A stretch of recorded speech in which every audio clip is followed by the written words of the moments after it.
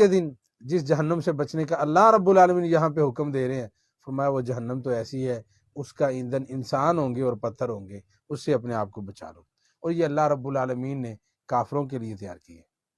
پھر اللہ رب العالمین نے اہل ایمان کو بشارت دی ہے، پھر اہل ایمان کو بشارت دی، اور اللہ رب العالمین نے ساتھ ہی جنت کے کچھ انعامات وہ بیان کیے ہیں۔ پھر اللہ رب العالمین فرماتے ہیں قرآن کریم میں جو اللہ رب العالمین نے مثالیں بیان کی ہیں، لوگ اس پہ بھی اعتراض کرنا تھے۔ وہ کہتے تھے اگر یہ قرآن پاک اللہ کی طرف سے نازل شدہ ہے تو پھر قرآن کریم میں اللہ رب العالمین نے مثالیں بیان کی ہیں مکھی کی، کہ جو اللہ کے علاوہ ہے لن یخلقوا ذبابا، وہ تو ایک مکھی نہیں پیدا کر سکتے، مکھی کی مثالیں کیوں دی ہیں؟ تو اللہ رب العالمین فرماتے ہیں ان اللہ لا یستحیی ان یضرب مثلا ما بعوضۃ فما فوقها، اللہ رب العالمین اس بات سے حیا نہیں کرتے، یعنی نعوذ باللہ ثم نعوذ باللہ، یعنی اللہ رب العالمین حق کو وضاحت کے ساتھ بیان کرنے سے، حق کی مثالیں دے کے انسان کو سمجھانے کے لیے، اس بات سے اللہ رب العالمین شرماتے نہیں ہیں۔ حق کی وضاحت کرنے کے لیے اللہ رب العالمین حق کو واضح کرنے کے لیے تمہیں مثالیں بیان کرتے ہیں۔ وہ چاہے جس چیز کی چاہے مثال بیان کرے، وہ خالق کائنات ہے، وہ رازق کائنات ہے۔ کائنات ساری کی جتنی مخلوقات ہیں سب کا خالق وہ ایک اللہ ہے، جس کی چاہے وہ مثال بیان کرے۔ پھر اللہ رب العالمین نے آگے اس بات کا ذکر فرمایا ہے آیت نمبر 28 کے اندر کہ تم اللہ رب العالمین کا کفر کر کیسے سکتے ہو، کیف تکفرون باللہ وکنتم امواتا، اور اللہ فرماتے ہیں فاحیاکم ثم یمیتکم ثم یحییکم ثم الیہ ترجعون۔ اللہ اکبر۔ یہاں جو اللہ رب العالمین نے یوں سمجھیے اس رکوع کا اختتام ہو رہا ہے، اس رکوع پورے رکوع میں اللہ رب العالمین نے اپنی عبادت کا سبق دیا، پھر اپنے خالق مالک ہونے کا تذکرہ کیا، اپنی کتاب کی سچائی کا تذکرہ کیا، پھر اللہ رب العالمین نے ساتھ ہی یہ بات واضح کر دی، فرمایا کہ رب العالمین کا تم کفر کیسے کر سکتے ہو، تم تو مردہ تھے، تمہیں زندہ کیا ہے تو اللہ نے، تمہیں پھر موت دے گا تو اللہ دے گا، تمہیں پھر دوبارہ زندہ کرے گا اللہ، پھر تم لوٹ کے اسی کے سامنے پیش ہو جاؤ گے۔ اللہ اکبر۔ خالق بھی وہ ہے، رازق بھی وہ ہے، موت دینے والا بھی وہ ہے، حیات کا مالک بھی وہ ایک اللہ ہے، عبادت کا حق صرف اللہ کا ہے۔ پھر اللہ فرماتے ہیں هو الذی خلق لکم ما فی الارض جمیعا، اللہ وہی ذات ہے جس نے زمین کو پیدا کیا اور جو کچھ زمین میں ہے یہ سب کچھ تمہارے لیے پیدا کیا۔ اللہ اکبر۔ یہاں بھی اللہ تعالیٰ نے عبادت کے لیے ایک اور دلیل بھی پیش کر دی، زمین پہ جو کچھ ہے سب کا سب یہ اللہ کا پیدا کیا ہوا ہے، اور اللہ تعالیٰ نے یہ تمہارے لیے پیدا کیا ہے، اس میں غور و فکر کرو، ان سب کا خالق وہی عبادت کا مستحق ہے، اس کے علاوہ کسی اور کی عبادت نہیں کی جا سکتی۔ پھر اللہ رب العالمین نے اگلے پارے میں یعنی اگلے رکوع کے اندر، چوتھا رکوع شروع ہو رہا ہے سورہ البقرہ کا، یہاں اللہ رب العالمین نے حضرت سیدنا آدم علیہ السلام کی ابتدا، ان کی پیدائش، اس کا تذکرہ رب العالمین نے کیا ہے، تو ساتھ ہی زمین کے اندر ان کی خلافت کا تذکرہ، تخلیق آدم، ان کا خلیفہ بنایا جانا، پھر اسی طرح انہیں پیدا زمین کے لیے کیا گیا ہے، خلافت عرضی اللہ رب العالمین نے عطا کرنی تھی، مگر کچھ عرصہ کے لیے اللہ رب العالمین نے انہیں جنت میں ٹھہرایا، اپنے ہاتھوں سے بنایا، علم کی بنا پہ فرشتوں پہ فضیلت عطا کر دی، فرشتوں سے سجدہ کروایا، ابلیس کو دھتکار دیا گیا، پھر اللہ رب العالمین نے یہاں پہ جو جنت کے اندر کچھ عرصہ ٹھہرایا ہے، یہ تربیت اور ٹریننگ دلائی ہے کہ نافرمانی کا انجام کیا ہوتا ہے۔ ایک بھول ہوئی ہے، نافرمانی، بھول کی وجہ سے، فنسی آدم ولم نجد لہ عزما، سورہ طٰہٰ میں اللہ پاک ارشاد فرماتے ہیں، تو نبی کریم صلی اللہ علیہ وسلم حضرت آدم علیہ السلام جو ہیں، یہ ایک اس بھول کے نتیجے میں اللہ رب العالمین نے دنیا میں بھیج دیے۔ اب دنیا میں ایک خلافت عطا کرنی تھی، سلسلہ یہیں پہ چلا دیا، لیکن اس رکوع کا اختتام جو ہے وہ اللہ رب العالمین اس طرح فرما رہے ہیں کہ اب اگر دوبارہ جنت میں جانا چاہتے ہو، اب وہی نعمتیں پھر دوبارہ چاہتے ہو حاصل ہو جائیں، وہی ٹھاٹ باٹ تمہیں مل جائیں، تو اس کے لیے ہوگا کیا کہ رب العالمین ارشاد فرماتے ہیں اب تم نے اس دنیا میں رہتے ہوئے رب العالمین کی نازل شدہ وحی کی اتباع کرنی ہے۔ اور اگر تم اللہ رب العالمین کی نازل شدہ وحی کی اتباع کرو گے فَإِمَّا يَأْتِيَنَّكُم مِّنِّي هُدًى فَمَن تَبِعَ هُدَايَ فَلَا خَوْفٌ عَلَيْهِمْ وَلَا هُمْ يَحْزَنُونَ۔ تو فرمایا جو میری طرف سے آئی ہوئی وحی کی اتباع کر لے گا اس پہ نہ کوئی خوف ہوگا نہ وہ غمگین ہوں گے، وہ ہر قسم سے خوف کے اور ہر قسم کے غم سے بچا لیے جائیں گے، قیامت کے دن ان کا ٹھکانہ جنت ہوگا۔ والذین کفروا، اور جنہوں نے کفر کیا، وکذبوا بآیاتنا، ہماری آئی ہوئی وحی کو جھٹلا دیا، ہماری آیات کا انکار کیا، اولئک اصحاب النار، یہی لوگ آگ والے ہوں گے، ہم فیہا خالدون، اور یہ ہمیشہ ہمیشہ جہنم میں رہیں گے۔ یعنی اس رکوع کے اندر خلاصہ یہ نکلا وحی کی اتباع یہ انسان کی وہ کامیابی کا راز ہے جو اسے دوبارہ اس کے اصل مقام تک پہنچائے گا۔ جس جنت میں ٹھہرایا تھا آدم علیہ السلام کو، اسی جنت میں اگر انسان دوبارہ جانا چاہتا ہے تو دوبارہ جانے کے لیے راستہ صرف ایک ہے، وہ ہے وحی کی اتباع۔ اور قرآن کریم بھی اللہ کی وحی ہے، نبی کریم صلی اللہ علیہ وسلم کے ارشادات بھی اللہ کی وحی ہے۔ پھر آگے اللہ رب العالمین نے آیت نمبر 40 سے پارے کے اختتام تک 141 نمبر آیت تک ساری کی ساری بنی اسرائیل کے حوالے سے آیات ہیں، یہود کے متعلق ہیں۔ یہودیوں کے بارے میں اللہ رب العالمین نے جن جن چیزوں کا تذکرہ کیا ہے، یعنی ان سے منصب خلافت کیوں چھین لیا گیا، پھر اللہ رب العالمین نے وہ وجہ بھی بیان کی ہے۔ دراصل یہودی جو ہیں یہ مدینہ طیبہ کے ارد گرد آ کے آباد ہو گئے، انہوں نے اپنی کتب میں یہ بات پڑھ رکھی تھی جو آخری پیغمبر اور نبی آئیں گے انہوں نے جہاں پہ بھی وہ پیدا ہوں، لیکن انہوں نے ہجرت کر کے جس مقام پہ پہنچنا ہے وہ ان کا ٹھکانہ، وہ ان کا مسکن بنے گا، جو شہر وہ یہی ہوگا۔ تو اس وقت مدینہ طیبہ کا نام یثرب تھا، یثرب کے ارد گرد یہودیوں کی آباد کاری ہو گئی، اور وہ جب بھی مشرکین سے لڑتے شکست کھا جاتے تو اس وقت کہا کرتے تھے کہ ان قریب اللہ نے ایک ایسے نبی کو مبعوث کرنا ہے، ہم اس پیغمبر کے ساتھ مل کے اس کا ساتھ دیتے ہوئے پھر ہم تم پہ حملہ آور ہوں گے اور پھر ہم فتح یاب ہو جائیں گے۔ نبی کریم صلی اللہ علیہ وسلم کو پہچانتے بھی تھے، لیکن اب کیا ہے، جب نبی کریم صلی اللہ علیہ وسلم کو اللہ رب العالمین نے مبعوث کیا، آپ علیہ السلام ہجرت فرما کے مدینہ طیبہ پہنچی ہیں، تو پھر انہوں نے اس بنا پہ انکار کر دیا۔ ایک پہلی بات تو یہ تھی نسلی تعصب کی بنا پہ، انہوں نے کہا یہ پیغمبر بنو اسماعیل سے آیا ہے اور یہ حضرت اسحاق علیہ السلام کی لڑی سے کیوں نہیں آیا، یعقوب علیہ السلام کی نسل سے کیوں نہیں آیا۔ ہمارے اندر سے نبی پیدا ہوتا تو پھر ہم تسلیم کرتے، لیکن یہ پیغمبر جو آیا ہے یہ اسماعیل علیہ السلام کی لڑی سے آ گیا ہے۔ نسلی تعصب یہ ان کی راہ میں رکاوٹ بنا۔ دوسری رکاوٹ، مالی طور پہ ان کی پوزیشن مضبوط تھی، سیاسی طور پہ اور علمی لحاظ سے یہ مشرکین پہ غالب تھے۔ جب یہ انہوں نے سمجھا کہ اب کیا ہوگا، نبوت ہم سے نکل گئی اور نبوت جس خاندان میں چلی گئی، نبوت جس کے پاس چلی گئی، اب یہ علمی غلبہ انہیں حاصل ہو جائے گا، لہٰذا یہ بھی ان کے ساتھ ضد اور اناد کی وجہ سے انہوں نے اس بنا پہ بھی اسلام کے اندر یہی رکاوٹ سمجھتے ہوئے اسلام کی طرف نہ گئے۔ اور پھر اسی طرح اللہ رب العالمین نے اب ان کی وہ بد خصلتیں جو قرآن کریم میں اس بارے میں خاص بیان کی ہیں، آیت نمبر 43 سے لے کے 46 تک انہیں پھر اللہ رب العالمین نے دعوت اسلام دی ہے۔ دعوت اسلام جو دی گئی ہے اس میں اللہ رب العالمین نے انہیں نماز پڑھنے کا حکم، وَأَقِیمُوا الصَّلَاةَ وَآتُوا الزَّکَاةَ وَارْکَعُوا مَعَ الرَّاکِعِینَ أَتَأْمُرُونَ النَّاسَ بِالْبِرِّ وَتَنْسَوْنَ أَنفُسَکُمْ وَأَنْتُمْ تَتْلُونَ الْکِتَابَ أَفَلَا تَعْقِلُونَ۔ ان کی ایک بد خصلت کا ذکر بھی ساتھ کیا ہے کہ وہ خود لوگوں کو نیکی کا حکم دیتے، تلقین کرتے، لیکن خود نہیں کیا کرتے تھے، لوگوں کو کتاب کی باتیں بتاتے اور خود اپنا عمل کتاب کے خلاف ہوتا۔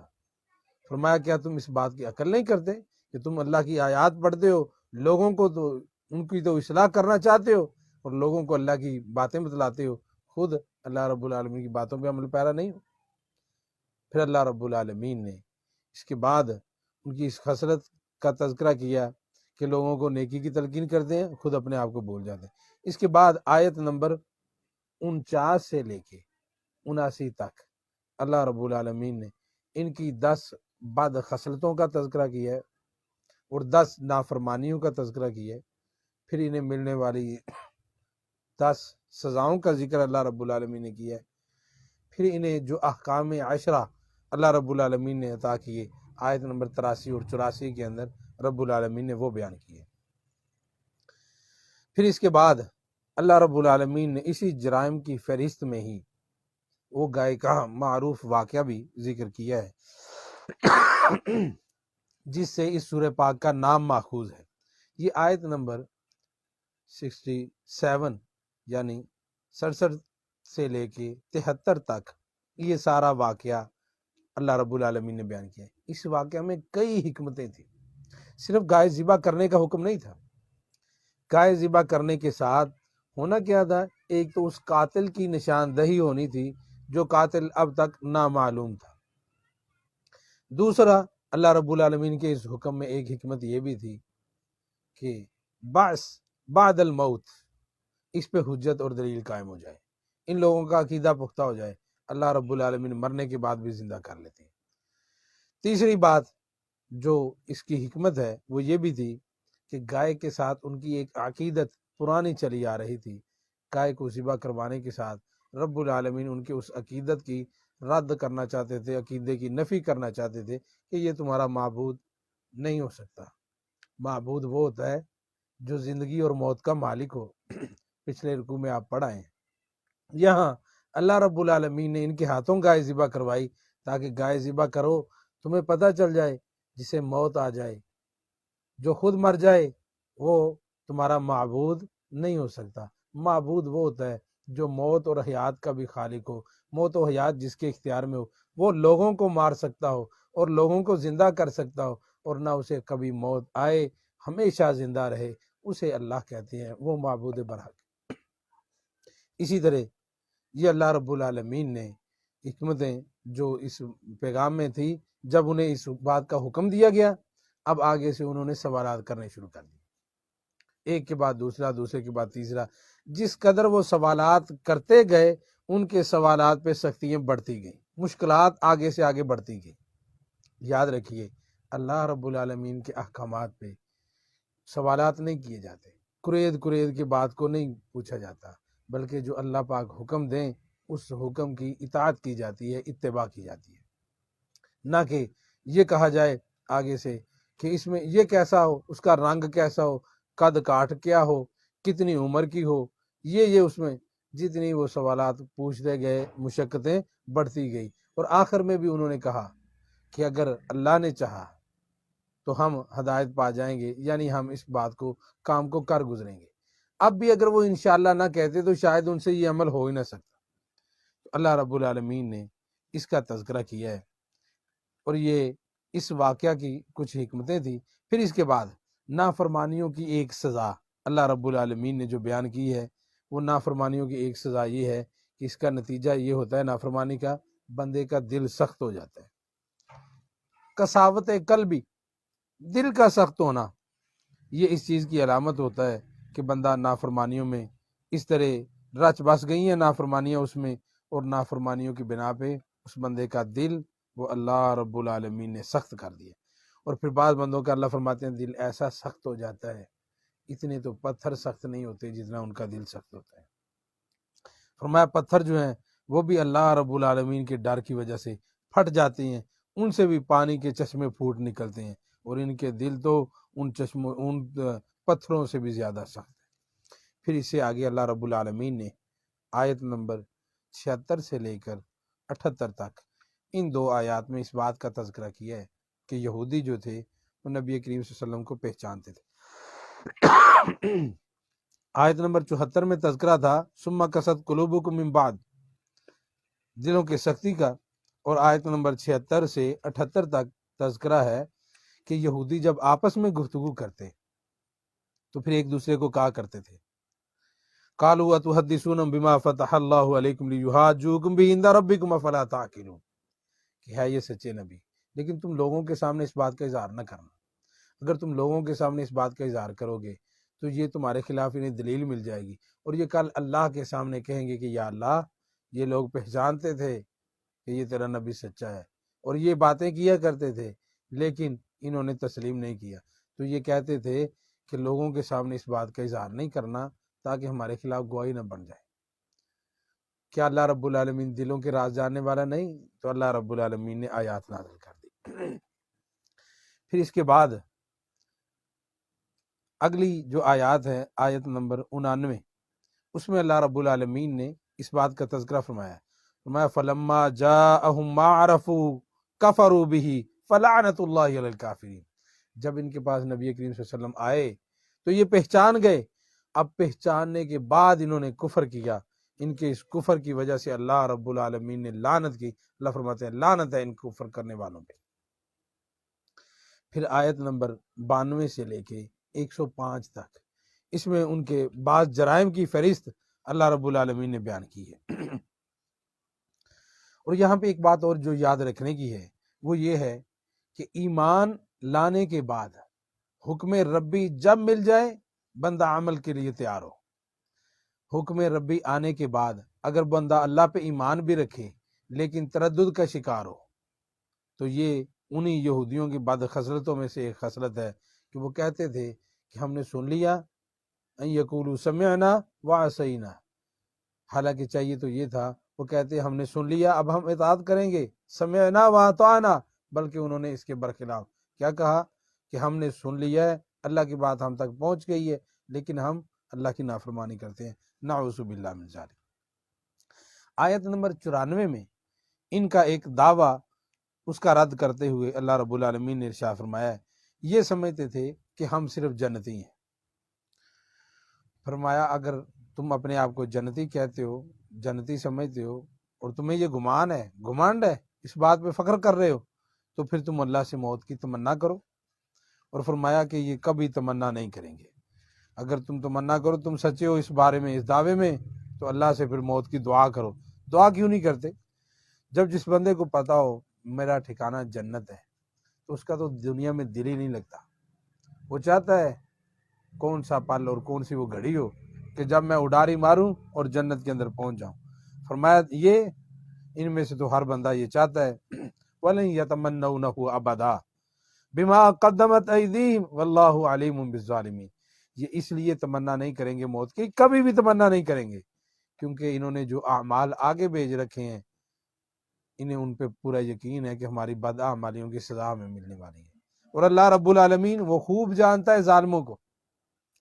فرمایا وَلَا تَجِدَنَّهُمْ أَحْرَصَ النَّاسِ عَلَىٰ حَيَاةٍ، آپ دنیاوی زندگی پہ کسی کو ان سے بڑھ کر حریص نہیں پائیں گے، ان کی حرص سب سے زیادہ ہے دنیا میں جینے کی۔ وَمِنَ الَّذِينَ أَشْرَكُوا،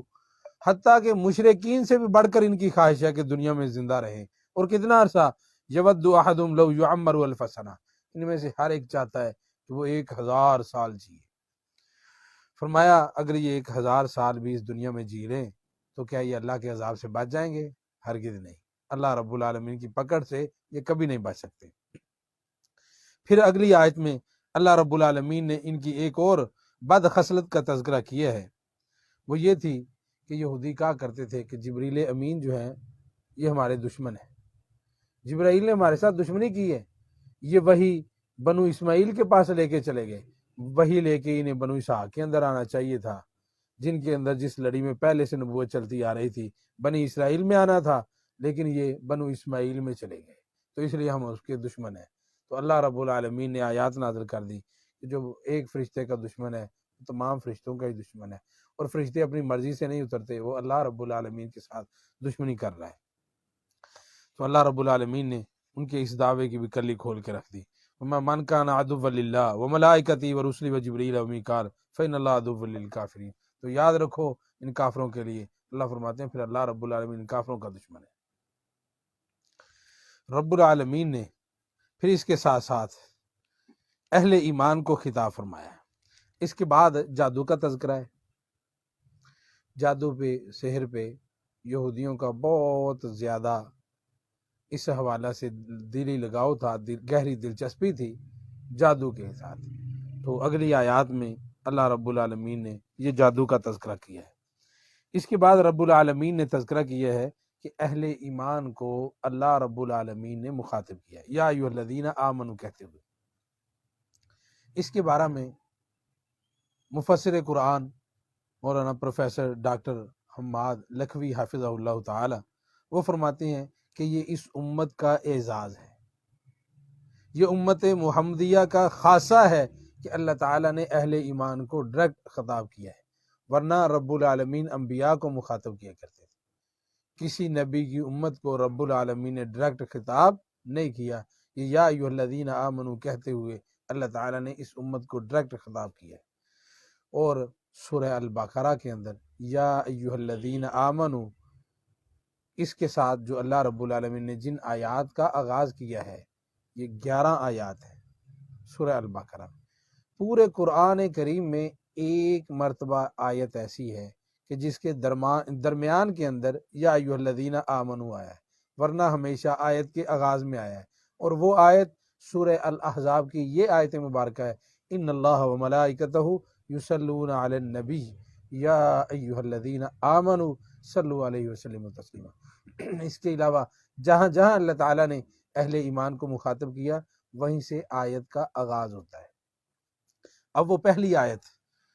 آیت نمبر 104 ہے سورہ البقرہ کی، جہاں اللہ تعالیٰ نے اہل ایمان کو ڈائریکٹ خطاب کیا ہے کہ یا ایھا الذین آمنوا لا تقولوا راعنا وقولوا انظرنا واسمعوا وللکافرین عذاب الیم۔ یہاں نبی کریم صلی اللہ علیہ وسلم کا ادب اللہ رب العالمین نے بیان کیا ہے۔ پھر اس کے بعد اللہ پاک نے جو آخر میں تذکرے کیے ہیں ان میں آیت نمبر 120 کے اندر اللہ رب العالمین ارشاد فرماتے ہیں کہ یہود و نصارہ یہ تم سے کبھی راضی نہیں ہو سکتے حتیٰ کہ تم ان کی پیروی کر لو، لن ترضی عنک الیہود ولا النصارى حتیٰ تتبع ملتہم، اور جو کوئی ان کی اتباع کر لے، ان کی ملت کی پیروی کر لے، فرمایا پھر وہ یقیناً گمراہ ہے، اس کا کوئی مددگار نہیں ہوگا۔ اللہ رب العالمین نے یہ بات بیان کرنے کے بعد آیت نمبر 124 سے پھر حضرت سیدنا ابراہیم علیہ السلام کا ذکر شروع کیا ہے۔ ابراہیم علیہ السلام کے ساتھ کیونکہ یہود و نصارہ دونوں اپنے آپ کو ملت ابراہیمی کے پیروکار کہا کرتے تھے، کہتے تھے کہ ہم ملت ابراہیمی پہ ہیں، ابراہیم علیہ السلام کے دین پہ ہیں، تو رب العالمین نے ان کا رد کرتے ہوئے یہ بات بیان کی ہے کہ جس کی ملت کے تم دعوے دار ہو اس ابراہیم علیہ السلام کو اللہ نے آزمایا، وہ ہر امتحان میں کامیاب ہوئے۔ پھر ان کی کچھ دعاؤں کا تذکرہ ہے، ان میں ایک دعا آیت نمبر 129 میں اللہ رب العالمین نے بیان کی ہے کہ ابراہیم علیہ السلام نے یہ دعا کی تھی، ربنا وابعث فیہم رسولا، یا اللہ میری اس ملت میں، میری اس ذریت میں، اس مکہ کی بستی میں یا اللہ انہی میں سے ایک پیغمبر بھیج دے، جس پیغمبر کی حضرت ابراہیم علیہ السلام نے دعا کی تھی، وہ ملت ابراہیمی کا پیروکار بن کے آنے والے پیغمبر نبی کریم صلی اللہ علیہ وسلم ہے، تو تم ان کا انکار کیوں کرتے ہو؟ پھر اس کے بعد یہودی اور عیسائی یہ کہا کرتے تھے کہ یہودی بن جاؤ یا عیسائی بن جاؤ تم ہدایت پا جاؤ گے۔ اللہ رب العالمین فرماتے ہیں نہیں، بلکہ ملت ابراہیمی کی پیروی کرو۔ اور آیت نمبر 137 میں اللہ نے فرمایا ہے کہ ملت ابراہیمی کے حقیقی پیروکار دیکھنے ایمان میں تم ان کی اتباع کرو، ان جیسا ایمان لے آؤ جن جیسا ایمان لانے کے بعد تم ہدایت یافتہ قرار دیے جاؤ گے۔ فَإِنْ آمَنُوا بِمِثْلِ مَا آمَنْتُمْ بِهِ فَقَدِ اهْتَدَوْا، وہ نبی کریم صلی اللہ علیہ وسلم کے اصحاب ہیں، صحابہ اکرام ہیں، ان کے نقش قدم پہ چلو گے، وہ ملت ابراہیمی کے حقیقی پیروکار ہیں، ان کی پیروی تم کرو گے تو تم بھی یقیناً کامیاب ہو جاؤ گے، ہدایت پا جاؤ گے۔ اسی طرح آیت نمبر 134 اور آخری اس پارے کی آیت نمبر 141، ان دو آیات کے اندر اللہ رب العالمین نے یہ بات بیان کی ہے کہ تاریخ میں جو لوگ گزر چکے ہیں ان کے اعمال ان کے ساتھ تھے، ان کے اعمال کے متعلق تمہارے سے سوال نہیں ہوگا، تم لوگوں سے سوال پوچھا جائے گا تمہارے عملوں کے متعلق، وہ جو کیا ہے انہوں نے وہ اپنے انجام کو پہنچ چکے، اچھا کیا ہے تب، برا کیا ہے تب، وہ اللہ کے سامنے جواب دہ ہے، تم سے تمہارے عملوں کا سوال ہوگا، ان لوگوں سے ان کے عملوں کا سوال ہوگا۔ یعنی گزرے ہوئے لوگوں پہ فخر کرنا یا ان کی غلطیاں بیان کرنا اس کا تمہیں کوئی فائدہ نہیں ہوگا، اس پہ فخر کرنے کا اور ان کی غلطیاں نکالنے کا۔ جب تک تم اپنی اصلاح نہ کر لو گے تو یہ رب العالمین کا پیغام جو پہلے پارے میں اللہ رب العالمین نے بیان کیا ہے، اس کا آخر میں چند لفظوں میں یہ کہنا چاہوں گا کہ آغاز الحمد سے ہے، پھر الحمد کے بعد اللہ رب العالمین نے سورہ البقرہ کا آغاز اس کتاب کے لا ریب ہونے سے کیا ہے کہ اس میں کوئی شک نہیں ہے، یہ ہدایت ہے سراسر متقین کے لیے۔ پھر رب العالمین نے اس پارے کا اختتام لہا ما کسبت ولکم ما کسبتم ولا تسألون عما کانوا یعملون، کہ ان کے لیے جو گزر چکے ان کے لیے ان کے اعمال تھے، تمہارے لیے تمہارے اعمال ہیں، یعنی اپنے اعمال کو سنوارنا ہے۔ اعمال کو سنوارنے کے لیے اس پورے پارے کے اندر ایسی کئی ایک آیات موجود ہیں جو تمہارے اعمال کی اصلاح کرنے والی ہیں، تمہیں وہ اعمال دکھاتی ہیں جن عملوں کے ذریعے تم حقیقی طور پہ متقی بن جاؤ گے، اللہ کے بندے بن جاؤ گے، کامیاب ہو جاؤ گے۔ اس کے لیے وہ صفات سب سے پہلے اللہ رب العالمین نے پہلے 5 آیات میں مومنین کی صفات بیان کر دی کہ ان صفات کو اپنا لو، تم حقیقی معنوں میں کامیاب ہو جاؤ گے۔ اللہ سے دعا ہے اللہ تعالی ہمیں ان باتوں پہ عمل کی توفیق عطا فرمائے، اور اللہ رب العالمین حقیقی کامیاب اور منعم جن پہ اللہ رب العالمین کا انعام ہوا ہے، منعم حقیقی ہمیں اپنے ان بندوں میں شامل کر لے۔ اللہ رب العالمین سے یہ دعا ہے اللہ ہمیں گمراہوں کی راہ سے بچائے، جن پہ اللہ کا غضب نازل ہوا ان کی راہ سے اللہ رب العالمین بچائے۔ اللہ پاک صراط مستقیم کی ہم سب کو توفیق بخش دے۔ ھذا ما کان عندی واللہ اعلم بالصواب۔